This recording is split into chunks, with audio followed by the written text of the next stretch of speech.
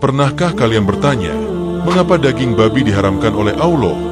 Dan mengapa hal ini hanya ada di agama Islam saja?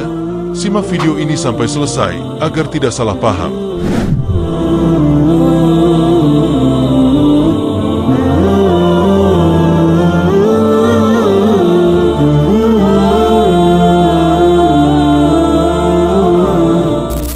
Assalamualaikum warahmatullahi wabarakatuh.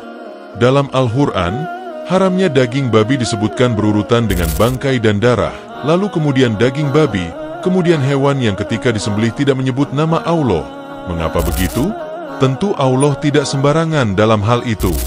Hewan merupakan ciptaan Allah, maka ketika akan disembelih, hewan tersebut harus disembelih atas izin Allah. Dengan menyembelih menyebut nama Allah, berarti kita sudah menghalalkan hewan tersebut sebagai hewan potong.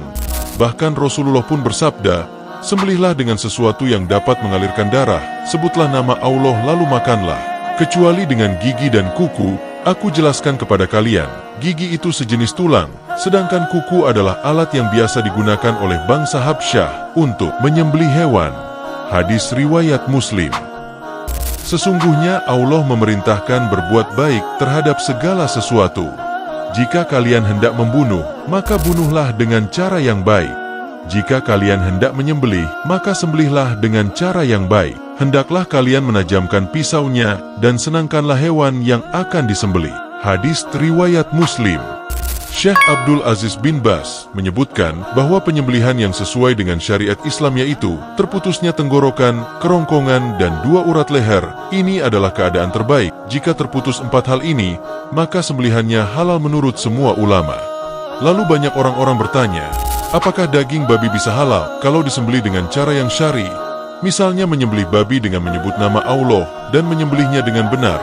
Tentu saja hal itu tidak akan pernah terjadi, karena babi tidak mempunyai leher yang bisa disembelih dengan cara syar'i.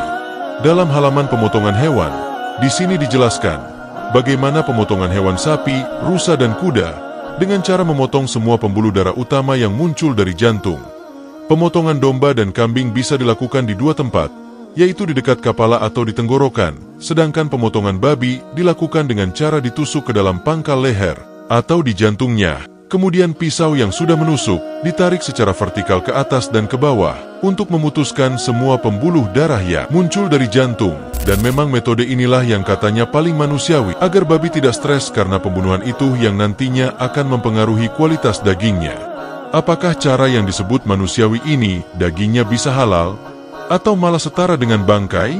Hewan-hewan yang mati karena tidak disembelih secara syar'i maka akan disebut bangkai. Ada 3 definisi bangkai, yaitu yang pertama, hewan yang mati tanpa disembelih, seperti sapi yang tercekik, ataupun mati sendiri. Kedua, hewan yang disembelih dengan sembelihan yang tidak syar'i, seperti kambing yang disembelih oleh orang kafir ataupun munafik. Ketiga, yang tidak menjadi halal dengan disembelih, seperti babi yang disembelih seorang muslim dengan cara yang syar'i. Jadi babi tetaplah haram, meskipun disembelih dengan cara yang syar'i. Di zaman Rasulullah belum ditemukan fakta-fakta ini. Meskipun begitu para sahabat dan umat muslim terdahulu tetap meyakini kalau yang tertulis dalam Al-Quran adalah benar, karena taat kepada Allah dan Rasulnya itulah yang utama. Kalau bukti-bukti ini belum memuaskan kita tentang diharamkannya babi, Allah pasti mempunyai alasan-alasan lain yang lebih kuat. Kita sebagai manusia yang beriman wajib mematuhi semua perintah Allah dan menjauhi semua larangannya. Wallahu a'lam bishawab.